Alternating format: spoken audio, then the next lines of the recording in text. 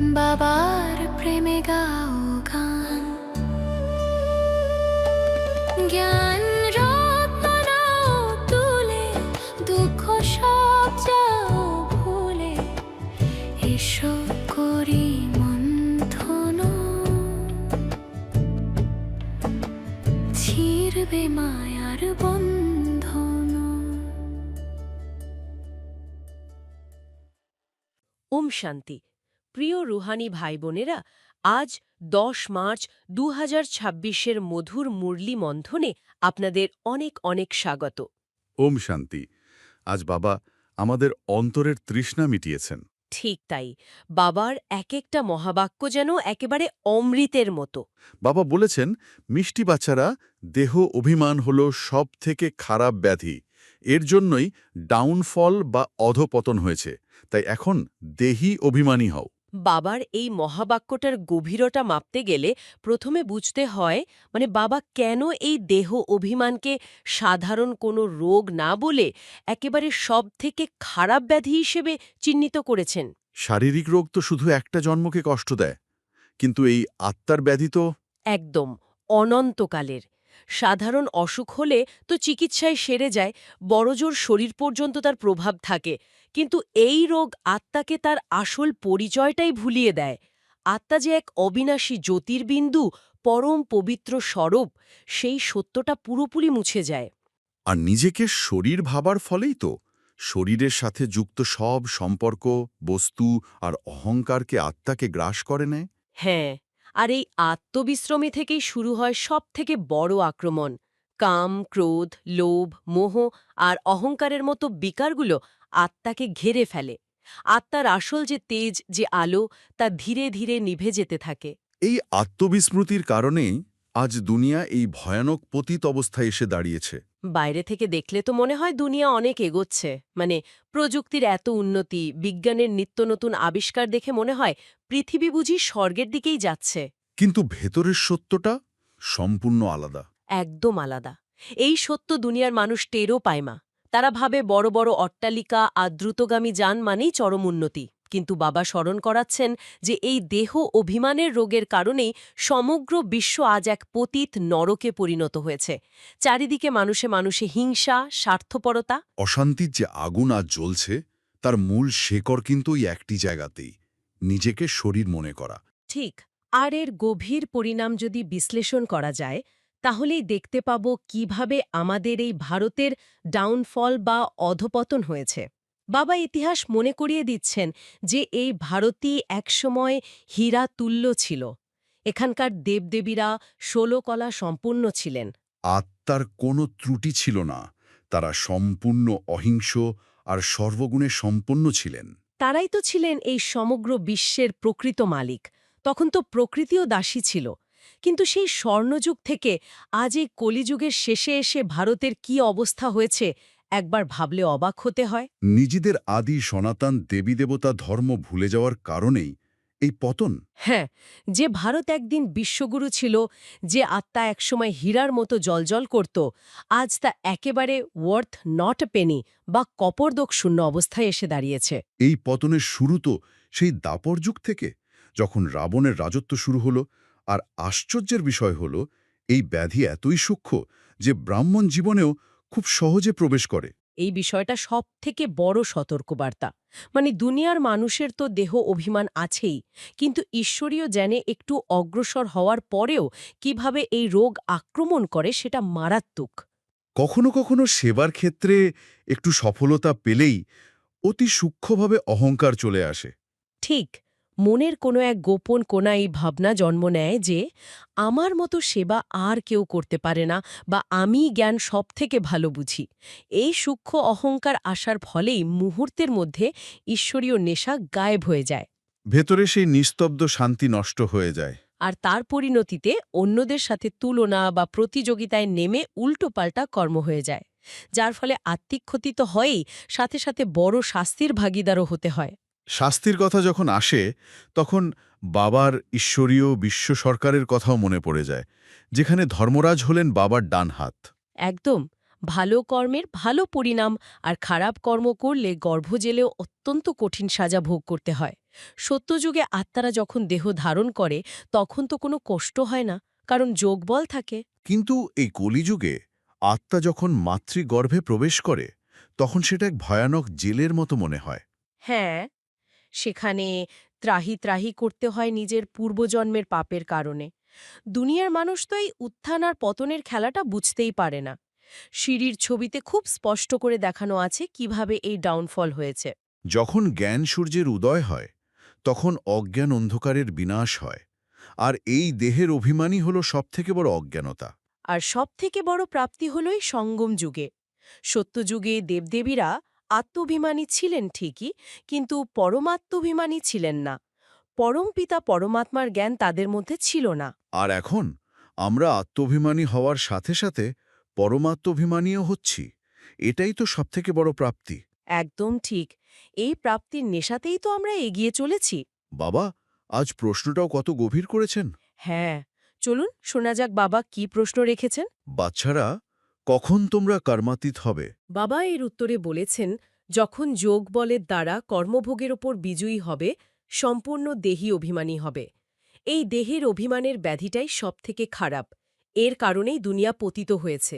দেহী অভিমানী হলে সেই খুশি আর নেশা বজায় থাকবে এবং আচার আচরণও শুধরে যাবে। কর্মাতীত অবস্থা এর অর্থ হল সমস্ত সূক্ষ্ম এবং স্থূল হিসাব নিকাশের ঊর্ধ্বে ওঠা।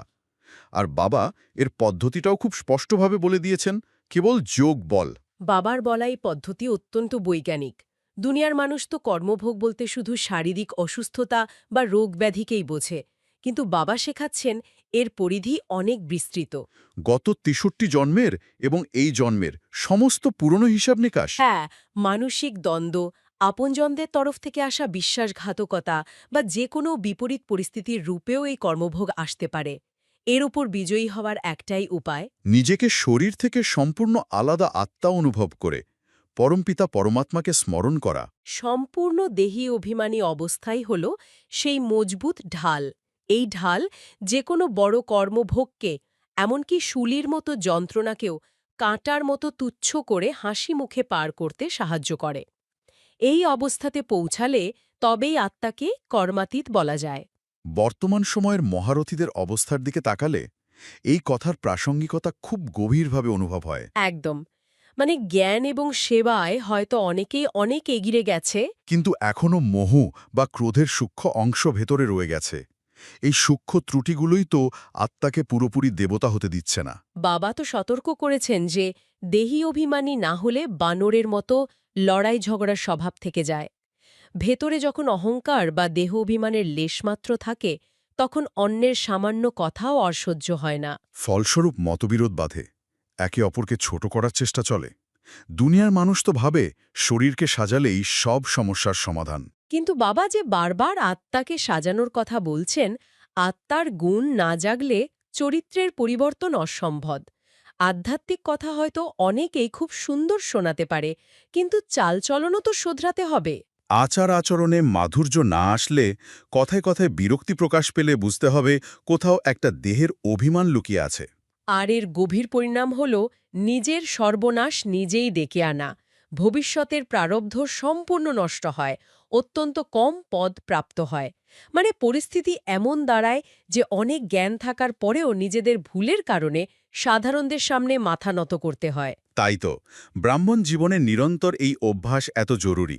সারাদিনের রুটিনে যখনই কোনো পরিস্থিতি আসে, নিজেকে শরীর থেকে আলাদা এক আত্মা বুঝে কেবল এক শিব বাবাকে স্মরণ করা। ঠিক, এই মামেকাম স্মরণের ফলেই তো আচার আচরণ অত্যন্ত মিষ্টি হবে। বাঘে গরুতে এক ঘাটে জল খাবে, অর্থাৎ সমস্ত বৈরিতা, হিংসা আর বিরোধের চিরতরে অবসান ঘটবে। একে অপরের প্রতি কেবল অকৃত্রিম আত্মিক ভালোবাসা থাকবে। বাবা বলছেন, ঘর গৃহস্থে থাকতে চাইলে থাকো, পরিবারকে সামলাও। কিন্তু মন যেন এক বাবার দিকেই থাকে। পদ্মফুল কাদায় থেকেও যেমন সম্পূর্ণ অলিপ্ত থাকে, ঠিক তেমনি। আর যখন চরিত্রের এই পরিবর্তন সম্পূর্ণ হয়, তখনই সেই নতুন বিশ্ব স্থাপন হয়, যার ইতিহাস আর ভূগোল এই পুরনো দুনিয়ার থেকে সম্পূর্ণ আলাদা। বাবা যখন ওয়ার্ল্ডের হিস্ট্রি জিওগ্রাফির ব্যাপারে বলেন, তখন বোঝা যায় উনি আমাদের কত স্নেহ করেন। বাবার এই স্নেহ সত্যিই অকল্পনীয়। দুনিয়ার কোনো ইতিহাসবিদ বা ভূগোলবিদ এই ৫,০০০ বছরের অনন্ত চক্রের কথা জানেই না। দুনিয়ার শাস্ত্রে তো এই কল্পের আয়ুকে লক্ষ লক্ষ বা কোটি কোটি বছর বলে ঘোর অন্ধকারে ফেলে দিয়েছে।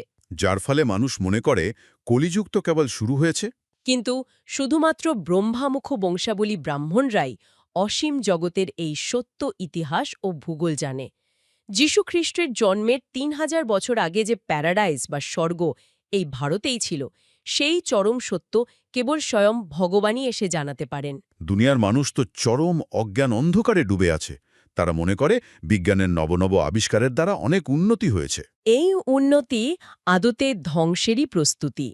সবথেকে বড় ভুল তো হল আত্মাকে না চিনে নিজেকে পরমাত্মা বা ঈশ্বর বলে দাবি করা। সর্বব্যাপী তত্ত্বের মাধ্যমে ভগবানকে সর্বত্র, এমনকি ধূলিকণাতেও বসিয়ে দেওয়া। আর আত্মাকে পরমাত্মা বলে দেওয়ার মতো এত বড় ভুলের কারণেই আজ দুনিয়া সম্পূর্ণ পতিত। মানুষ মনে করছে তারা বিজ্ঞানের দ্বারা স্বর্গ তৈরি করছে, মহাশূন্যে পাড়ি দিচ্ছে, কিন্তু এই প্রচণ্ড দেহের অভিমানের আস্ফালনে বিশ্ব আরও বেশি নরকে পরিণত হয়েছে। এই সত্যজ্ঞান না থাকার কারণে আত্মারা ৮৪ জন্মের চক্রে সিঁড়ি দিয়ে নামতে নামতে আজ বথ নটে পেনে হয়ে গেছে। আত্মিকভাবে তারা সম্পূর্ণ দেউলিয়া। যদিও খ্রিস্টানরা বা অন্যান্য ধর্মের মানুষরা পার্থিব সম্পদে এগিয়ে আছে, কিন্তু তারাও জানে না যে এই ভারতই একদিন স্বর্গ ছিল। অবচেতনভাবে আত্মারা কিন্তু বোঝে। বাপু গান্ধীজিও তো বলতেন, হে পতিত পাবান, তুমি এসে রামরাজ্য স্থাপন করো। এর মানেই হল তারা জানে যে আগে কখনো সেই পরম সুখ পেয়েছিল যা আজ হারিয়ে ফেলেছে। এই অন্ধকার থেকে দুনিয়াকে বের করার তাগিদ তো অন্তর থেকে আসা উচিত। বাবা সেবার কত বিশাল এবং নির্ভীক রূপরেখা দিয়েছেন। হ্যাঁ, অত্যন্ত বিশাল। সেবার এরোপ্লেন থেকে হ্যান্ডবিল ফেলা, খবরের কাগজে ছাপানো, সবাইকে আমন্ত্রণপত্র পাঠানো। কোনো ভয় না পেয়ে সবাইকে বলতে হবে যে আসুন, সমগ্র বিশ্বের ইতিহাস ভূগোল বুঝিয়ে বলা হবে। বিজ্ঞান ভবনের মতো জায়গায়, হ্যাঁ, যেখানে দেশের রথী মহারথীরা বসেন, তাদেরও আমন্ত্রণ জানাতে হবে। একদম। যারা স্কুলে পড়ায় তাদেরও এই সত্য জানানো উচিত যে ভারত কিভাবে হিরেতুল্য থেকে কড়িতুল্য হল। কিন্তু এই এত বড় সেবার মাঝে বাবার একটি অত্যন্ত কঠোর শ্রীমত রয়েছে। বাবার সেই শ্রীমত আমাদের একেবারে স্বতন্ত্র এবং নির্ভর করে দেয়। সেবার বিনিময়ে কোনো দান বা টাকা পয়সা নেওয়া যাবে না। এই শ্রীমতের অর্থটা খুব গূঢ়। দুনিয়াতে তো আধ্যাত্মিক অনুষ্ঠানের জন্য চাঁদা বা দান নেওয়া হয়, কিন্তু বাবা স্পষ্ট নির্দেশ দিয়েছেন কেউ মুগ্ধ হয়ে কিছু দিতে চাইলেও তা গ্রহণ করা যাবে না। কারণ বাবা হলেন পক্কা সৌদাগার। ঈশ্বরীয় জ্ঞান হল অমূল্য। ঠিক, এর বিনিময়ে অর্থ নেওয়া মানে ঈশ্বরীয় সেবাকে কলুষিত করা। বাবা বলেন, আমি তোমাদের থেকে এই দান নিয়ে কি করব, যার বিনিময়ে আমাকে আবার পরের জন্মে ভরপুর করে দিতে হবে? এই বিশাল যজ্ঞ সামলানোর দায়িত্ব ব্রহ্মা বাবার ওপর। ব্রহ্মা বাবার ওপর অনেক দায়িত্ব, অনেক ঝামেলা সামলাতে হয়। সবকিছু ড্রামা অনুসারে চলছে জেনেও তাকে অনেক পরিকল্পনা করতে হয়। কিন্তু বাবা বাচ্চাদের ওপর কোনো বোঝা দেননি। তাই স্বাধীনভাবে কোনো পার্থিব জিনিসের প্রতি আকর্ষণ বা লোভ না রেখে কেবল দেহি অভিমানী হওয়ার পুরুষার্থ করতে হবে। আমাদের সেবা হবে সম্পূর্ণ স্বার্থহীন। ড্রামার এই অপূর্ব খেলায় ত্রিমূর্তি শিব জয়ন্তীর মূল্যই হল হিরেতুল্য, বাকি অন্য সবকিছু করিতুল্য। শিবরাত্রির এই মাহাত্ম্য দুনিয়া তো জানেই না।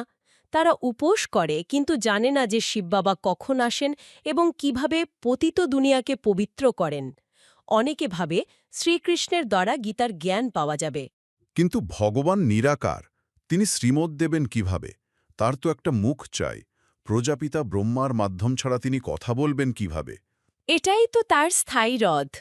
দুনিয়ার মানুষ এই গূঢ় রহস্য থেকে বঞ্চিত, আর তাই এই সত্য জানানো আমাদের অবশ্য কর্তব্য। এই অসীম যাত্রায় কোনো ক্লান্তি রাখা চলবে না। অজ্ঞানতার অন্ধকার পেরিয়ে এক নতুন ভোরের দিকে এগিয়ে চলতে হবে। শিব বাবাই আমাদের পতিত থেকে পবিত্র করতে পারেন। একদম। তাই এই গভীর উপলব্ধিগুলোকে অন্তরে ধারণ করে চলুন বাপদাদার সেই মধুর স্মরণ গ্রহণ করা যাক। মিষ্টি মিষ্টি হারানিধি বাচ্চাদের প্রতি মাতা-পিতা বাপদাদার স্মরণের স্নেহ সুমন আর সুপ্রভাত। আত্মাদের পিতা তার আত্মারূপী বাচ্চাদেরকে জানাচ্ছেন নমস্কার। বাবার এই ভালোবাসার শক্তি নিয়েই চলুন ধারণার দিকে এগোই। বাবা, আজ আমাদের খুব গভীর বিধি শিখিয়েছেন। বাবার শ্রীমতের ধারণার জন্য মুখ্য সারের প্রথম পয়েন্টে বলা হয়েছে 1. দেহ অভিমানের বশীভূত হয়ে কোনো উল্টোপাল্টা কর্ম করা যাবে না। হুম দেহী অভিমানী হওয়ার জন্য সম্পূর্ণ পুরুষার্থ করতে হবে। আর দ্বিতীয় পয়েন্টে বলা হয়েছে 2. অত্যন্ত মিষ্টি এবং শান্ত স্বভাবের হতে হবে। অন্তরে যে ক্রোধ আর মোহরূপী ভূত রয়েছে সেগুলিকে বের করে দিতে হবে। মানে বাইরে থেকে শুনতে এই মিষ্টি স্বভাব কথাটা খুব সাধারণ একটা কথার মতো মনে হয়, তাই না? হ্যাঁ, খুবই সাধারণ মনে হয়। কিন্তু রিয়েল লাইফে, বিশেষ করে কর্পোরেট ওয়ার্ল্ডের ওই হাই প্রেশার সিচুয়েশনে এর ইমপ্লিমেন্টেশনটা আসলে কতটা চ্যালেঞ্জিং? ধরুন একটা বাস্তব পরিস্থিতি কল্পনা করি। ধরুন অফিসে কোনো একটা প্রজেক্ট নিয়ে খুব চাপ চলছে। হ্যাঁ, দিনরাত এক করে আমরা একটা প্রেজেন্টেশন বানালাম, কিন্তু মিটিংয়ের সময় অন্য কোনো সহকর্মী সেই কাজের পুরো ক্রেডিট নিজের নামে নিয়ে নিল। বা হয়তো সবার সামনে আপনার কাজের খুব সমালোচনা করল। ঠিক তাই। তখন ঠিক সেই মুহূর্তে আমাদের ভেতরে কি হয়? আমাদের ইগো বা অহংকার, মানে যেটা আসলে দেহ অভিমানেরই একটা রূপ, সেটার সাথে সাথে ফুঁসে ওঠে। একদম।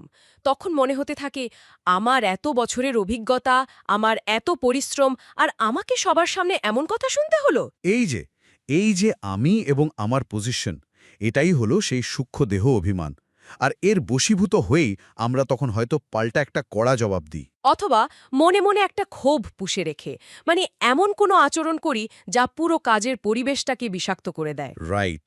বাবা, এই রিয়াকশনটাকেই বলছেন উল্টোপাল্টা কর্ম। কিন্তু এখানিক তো গভীরে গিয়ে যদি দেখি, এই দেহ অভিমান তো শুধু অফিসে নয়, ঘরের ভেতরেও খুব সূক্ষ্মভাবে কাজ করে। কিভাবে? মানে পরিবারে তো আর পদমর্যাদার ব্যাপার থাকে না। পদমর্যাদা থাকে না ঠিকই, কিন্তু সেখানে অন্য একটা লেভেলের ইগো থাকে। হুম। যেমন ধরুন, আমি এই সংসারের জন্য এত স্যাক্রিফাইস করি, বা আমি বয়সে বড়, তাই আমার সিদ্ধান্তই শেষ কথা। ওহ হ্যাঁ, আমার কথা কেন শোনা হলো না, এই ধরনের অভিমানগুলো। একদম। এগুলো প্রতিনিয়ত কাজ করে। আর মজার ব্যাপার হলো, মানে মজার নয়, চিন্তার ব্যাপার হলো, এই অভিমান থেকেই কিন্তু মোহ এবং ক্রোধের জন্ম হয়। হুম। বাবা তো পরিষ্কার বলেছেন যে অন্তরে এই ক্রোধ আর মোহরূপী ভূত থাকলে কখনোই অত্যন্ত মিষ্টি আর শান্ত স্বভাবের হওয়া যাবে না। আমরা তো অনেক সময় ভাবি যে বাইরে থেকে একটু হাসি মুখে কথা বললেই বুঝি মিষ্টি স্বভাবের হয়ে গেলাম। হ্যাঁ, একটা মুখোশ পরে থাকি আমরা। কিন্তু ভেতরে যদি কারোর প্রতি সূক্ষ্ম মোহ থাকে, ধরুন আমাদের সন্তান যেন শুধু আমাদের ঠিক করে দেওয়া পথেই চলে, আর সেটা না হলেই ভেতরে একটা ক্রোধ জন্ম নেয়। ঠিক। আচ্ছা, এই ভূত শব্দটা নিয়ে একটু থামা যাক। বাবা কেন ক্রোধ আর মোহকে ভূত বললেন, এটা খুব ইন্টারেস্টিং। ভূত মানে তো, মানে সাধারণ ধারণায় ভূত হলো এমন কিছু যা আমাদের নিজের নিয়ন্ত্রণে নেই, তাই না? হ্যাঁ, যা হঠাৎ করে আমাদের ওপর ভর করে আর আমাদের দিয়ে এমন কিছু করিয়ে নেয় যা আমরা স্বাভাবিক অবস্থায় হয়তো কখনোই করতাম না। একদম। রাগের মাথায় মানুষ এমন অনেক কথা বলে ফেলে বা এমন আচরণ করে যা নিয়ে পরে তাকেই ভীষণ পস্তাতে হয়। তখন মনে হয়, আমি তো এমন মানুষ নই, তাহলে ওই কাজটা আমি কিভাবে করলাম? তার কারণ হল, সেই মুহূর্তে ওই ক্রোধরূপী ভূত আমাদের আসল আত্মিক সত্তাকে পুরোপুরি ঢেকে দিয়েছিল। তাহলে প্রশ্ন হলো, এই ভূত তাড়ানোর প্র্যাকটিক্যাল উপায়টা কি? অফিসে হোক বা বাড়িতে আমাদের প্রতিনিয়ত নিজেদের চেক করতে হবে। যখনই মনে হবে যে গলার স্বর উঁচুতে উঠছে, বা ভেতরে একটা অস্থিরতা তৈরি হচ্ছে, হ্যাঁ ঠিক, তখন বাইরের পরিস্থিতির দিকে রিয়্যাক্ট না করে এক মুহূর্তের জন্য থেমে যেতে হবে। নিজেকে মনে করাতে হবে, আমি একটি শান্ত স্বরূপ আত্মা, আমি শিব বাবার সন্তান। এই সাময়িক সমালোচনা বা এই পরিস্থিতি আমার আসল পরিচয় নয়। মানে এই আত্মিক স্মৃতিটাই হলো সেই ভূত তাড়ানোর আসল ব্রহ্মাস্ত্র। ঠিক তাই। আর এই পবিত্র এবং সত্যপ্রধান স্থিতি তৈরি করার জন্যই মাতেশ্বরীজির অমূল্য মহাবাক্যগুলো আমাদের খুব গভীরভাবে বোঝা প্রয়োজন। মাম্মা আজ কি বলেছেন? মাম্মা তার মহাবাক্যে তমোগুণী মায়ার বিস্তার সম্পর্কে খুব সুন্দরভাবে বুঝিয়েছেন।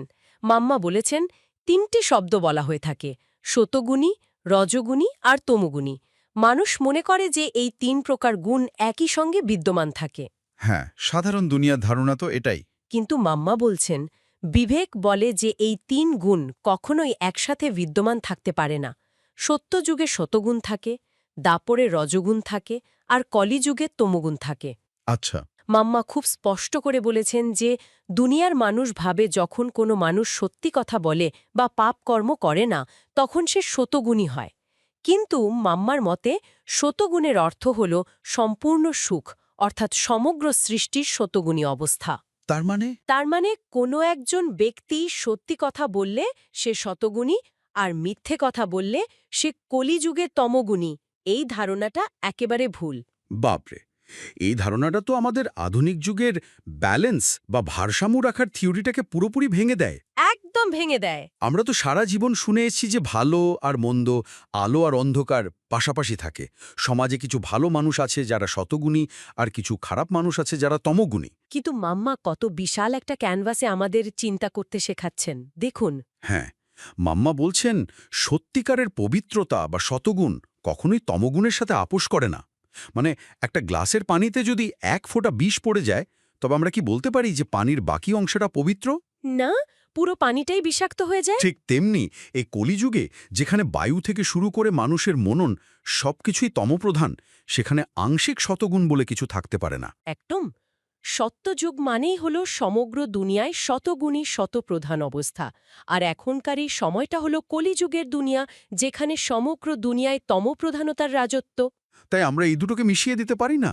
আর সেই কারণেই মাম্মা তার দ্বিতীয় পয়েন্টে বলেছেন কলিযুগের অসার সংসার থেকে সত্যযুগের সারযুক্ত দুনিয়ায় নিয়ে যাওয়ার কর্তব্য কেবল পরমাত্মাই করেন। এই শব্দ দুটো খুব স্ট্রাইকিং, অসার সংসার এবং সারযুক্ত দুনিয়া। হ্যাঁ, মাম্মা বুঝিয়েছেন যে এই কলিযুগের সংসারকে অসার বলা হয় কারণ এই দুনিয়ায় কোনো সার বা এসেন্স নেই। এই সৃষ্টিতে 5 ভূত প্রবেশ করেছে, তাই এই সৃষ্টিকে ভয়ের সাগর বলা হয়। আর শিব বাবা এখন আমাদের সেই অসার দুনিয়া থেকে বের করে সারযুক্ত নতুন দুনিয়ার জন্য তৈরি করছেন।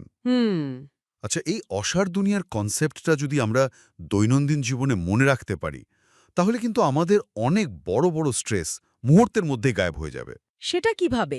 ধরুন ব্যবসায় হঠাৎ করে বড় কোনো লোকসান হলো, বা যাকে খুব কাছের মানুষ ভাবতাম সে বিশ্বাসঘাতকতা করল, তখন তো আমরা গভীর হতাশায় ডুবে যাই। হ্যাঁ, খুবই স্বাভাবিক সেটা। কিন্তু কেন হতাশ হই? কারণ আমরা এই কলিযুগের তমগুণী দুনিয়া থেকে সার বা খাঁটি কিছু আশা করছিলাম। আমরা বিশেষ সাগরে নেমে অমৃত খুঁজছিলাম। ওহ, খুব সুন্দর বলেছেন। এই দুনিয়াটাই তো এখন ভয়ের সাগর। কেউ চাকরি হারানোর ভয়ে ভীত, কেউ সম্মান হারানোর ভয়ে। এই স্মৃতিটুকু যদি আমরা সারাদিন রাখতে পারি, তবে জগতের কোনো সাময়িক ক্ষতি আমাদের টলাতে পারবে না। আর এই স্থিতিতে অবিচল থাকার জন্যই তো বাবা আজ আমাদের এক বিশেষ বরদান দিয়েছেন। হুম। বাবার আজকের বরদানটি হল রিগার্ড দেওয়ার রেকর্ড ঠিক রেখে খুশির মহাদান করে পুণ্যাত্মা ভব। এটা তো একটা বিশাল ব্যাপার। হ্যাঁ, এটা শুধু বরদান নয়, এটা বাবার দেওয়া একটা বড় দায়িত্ব। একদম। বাবা বলেছেন বর্তমান সময়ে চারিদিকে রিগার্ড দেওয়ার রেকর্ড ঠিক করার প্রয়োজনীয়তা রয়েছে। ছোটকেও রিগার্ড দাও, বড়কেও রিগার্ড দাও, তবেই খুশির দানকারী মহাদানী পুণ্যাত্মা হতে পারবে। মানে কাউকে রিগার্ড দিয়ে খুশি করে দেওয়া, এটাই হলো সবথেকে বড় পুণ্যের কাজ, সেবা। কিন্তু একটু থামুন, এখানে তর্কের খাতিরে একটা প্রশ্ন তোলা যাক। বলুন। কাউকে রিগার্ড বা সম্মান দেওয়া শুনতে খুব ভালো লাগে, কিন্তু বাস্তবে ধরুন এমন কোনো বস আছেন যিনি প্রতিনিয়ত কর্মীদের অপমান করেন, বা পরিবারের এমন কেউ আছেন যিনি সবসময় শুধু নেতিবাচক কথাই বলেন। তাদের প্রতি রিগার্ড দেওয়া মানে কি তাদের ওই খারাপ ব্যবহারটাকে প্রশ্রয় দেওয়া নয়? আমরা কি তাহলে শুধু সব মুখ বুজে সহ্য করব? আধ্যাত্মিক রিগার্ড আর অন্যায়ের কাছে মাথা নত করার মধ্যে পার্থক্যটা কোথায়? এটা খুব বাস্তব একটা প্রশ্ন। কিন্তু বাবার এই শ্রীমতের গভীরতাটা এখানে। আধ্যাত্মিক রিগার্ড দেওয়ার মানে কিন্তু এই নয় যে আমরা কারো অন্যায় আচরণকে সমর্থন করছি। তাহলে মানেটা কি? রিগার্ড দেওয়ার অর্থ হল সেই ব্যক্তির বর্তমান ওই তমগুণী আচরণের বাইরে গিয়ে তার আসল আত্মিক স্বরূপকে দেখা। যখন কেউ আমাদের অপমান করে তখন তার ভেতরে আসলে ক্রোধ বা অহংকারের আগুন জ্বলছে। সে নিজেই কিন্তু সেই মুহূর্তের দুর্বল এবং অসুস্থ। একটা বিকারগ্রস্ত অবস্থা। একজন ডাক্তার কি কখনো রোগীর বিকার দেখে তার ওপর রাগ করেন? করেন না। তিনি জানেন রোগী যে অসুস্থ। ঠিক তেমনি ওই উত্তপ্ত পরিস্থিতিতেও শান্ত থেকে সেই আত্মাকে যদি আমরা শুভ ভাবনা এবং আত্মিক সম্মান দিই, তবে সেটা আমাদের ভেতরের শক্তি প্রমাণ করে, দুর্বলতা নয়। অসাধারণ একটা পয়েন্ট। আমাদের মনে রাখতে হবে এই রেগার্ড দেওয়া, রেকর্ড ঠিক রাখা রূপকটা খুব শক্তিশালী। আগেকার দিনে গ্রামোফোনে রেকর্ড বাজানো হতো না? হ্যাঁ, পিন আটকে গেলে একই আওয়াজ বারবার হতো। ঠিক, আমাদের জীবনেও অন্যদের সম্মান দেওয়ার ক্ষেত্রে এই রেকর্ড আটকে যায়। আমরা হয়তো ভাবি, সে তো আমাকে গতকাল অপমান করেছে, আজ আমি কেন তাকে রেগার্ড দেব? ঠিক এইখানেই আমাদের রেকর্ডটা আটকে যায়। তার মানে হলো আমাদের ভেতরের মিউজিকটা যেন অন্যের খারাপ ব্যবহারের কারণে থেমে না যায়। আমরা সাধারণত মনে করি যে টাকা পয়সা দান করাই বুঝি পুণ্যের কাজ, কিন্তু বাবা আমাদের এক অন্য স্তরের পুণ্যের কথা বলছেন, যার জন্য কোনো অর্থের প্রয়োজন নেই, প্রয়োজন শুধু একটা বিশাল হৃদয়ের। একদম ঠিক।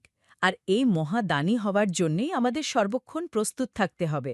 বাবার আজকের স্লোগানটি হল, প্রতিটি মুহূর্তকে অন্তিম মুহূর্ত মনে করে চলো, তাহলে এভারেডি থাকবে। এর সাথে বাপদাদা একটি অব্যক্ত ইশারাও দিয়েছেন। বাবা বলেছেন, যেরকম জ্ঞানের সাবজেক্ট আছে সেরকমই সেবারও সাবজেক্ট আছে। সকাল থেকে রাত পর্যন্ত ফিক্স প্রোগ্রাম, ডেলি ডায়েরি বানাও, কেননা তোমরা হলে দায়িত্ববান আত্মা, রেওয়াজি আত্মা নও, তোমরা হলে বিশ্ব কল্যাণকারী আত্মা। এই এভারেডি বা সর্বদা প্রস্তুত থাকার ব্যবহারিক প্রয়োজনীয়তাটা আমাদের বুঝতে হবে। বাবা বলছেন প্রতিটি মুহূর্তকে অন্তিম মুহূর্ত মনে করতে। এর মানে কিন্তু মৃত্যুভয়ে ভীত হয়ে থাকা নয়। তাহলে কি? সুন্দর করে রেখেছি, আমি কি বাবার সাথে সম্পূর্ণ যুক্ত আছি? যদি উত্তর হ্যাঁ হয়, তবেই আমরা এভারেডি। আর এই এভারেডি থাকার জন্যই বাপদাদা আমাদের ওই ডেইলি ডায়েরি এবং ফিক্স প্রোগ্রামের নির্দেশ দিয়েছেন। হ্যাঁ, একটা রুটিন তো থাকতেই হবে। সাধারণ দুনিয়ায় যারা বড় দায়িত্বে থাকেন তাদের সারাদিনের একটা সুনির্দিষ্ট রুটিন থাকে। বাবা আমাদের মনে করিয়ে দিচ্ছেন যে আমরা হলাম বিশ্ব কল্যাণকারী দায়িত্ববান আত্মা। তাই আমাদেরও কখন অমৃতবেলা করব, কখন মুরলি পড়ব, অফিসের কাজ করব, সবকিছুর একটা ব্যালেন্সড প্রোগ্রাম থাকতে হবে। আর ডেইলি ডায়েরির মাধ্যমে রাতে চেক করতে পারবো যে সারাদিনে কোথায় ঘাটতি রয়ে গেল। একদম। তো আজ বাবা আমাদের দেহ অভিমান ত্যাগ করে কর্মাতীত হওয়ার স্মৃতি দেওয়ালেন, মাম্মা আমাদের শতপ্রধান বিশ্বের পার্থক্য বোঝালেন এবং শেষে রিগার্ড দিয়ে খুশির মহাদান করার বরদান দিয়ে বিদায় নিলেন। সত্যি। এখন আমরা 1 মিনিটের জন্য বাইরের এই অসার দুনিয়ার কোলাহল থেকে মনকে গুটিয়ে নিয়ে নিজেদের সেই শান্তুম এভারেডি স্থিতিতে স্থির করব। আমি এক পরম শান্ত স্বরূপ আত্মা। এই শরীর, এই পদমর্যাদা, এই দুনিয়ার সমস্ত ক্ষণস্থায়ী অহংকার থেকে আমি সম্পূর্ণ মুক্ত। আমি দেখতে পাচ্ছি শিব বাবা অনন্ত প্রেমের আলো হয়ে আমার ওপর কিরণ বর্ষণ করছেন। এই দিব্য আলো আমার ভেতরে সমস্ত মোহ আর ক্রোধরূপী অন্ধকারকে চিরতরে দূর করে দিচ্ছে। আমি সবার প্রতি, প্রতিটি আত্মার প্রতি অসীম সম্মান আর রিগার্ড অনুভব করছি। আমি বর্তমান সময়ের একজন দায়িত্ববান বিশ্ব কল্যাণকারী আত্মা। আমি প্রতিটি মুহূর্তকে অন্তিম মুহূর্ত জেনে সম্পূর্ণ এভারেডি স্থিতিতে আছি। সত্যি খুব সুন্দর একটা অনুভূতি। হ্যাঁ, আসুন বাবার সামনে প্রতিজ্ঞা করি, আমি সদা সবাইকে রিগার্ড দিয়ে এভারেডি থাকব। কমেন্টে লিখুন এভারেডি আত্মা। ওম শান্তি। ওম শান্তি।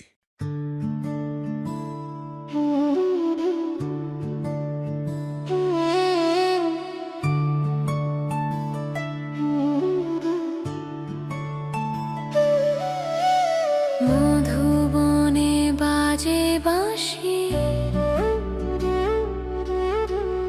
বাবা তোমায় ভালোবাসি।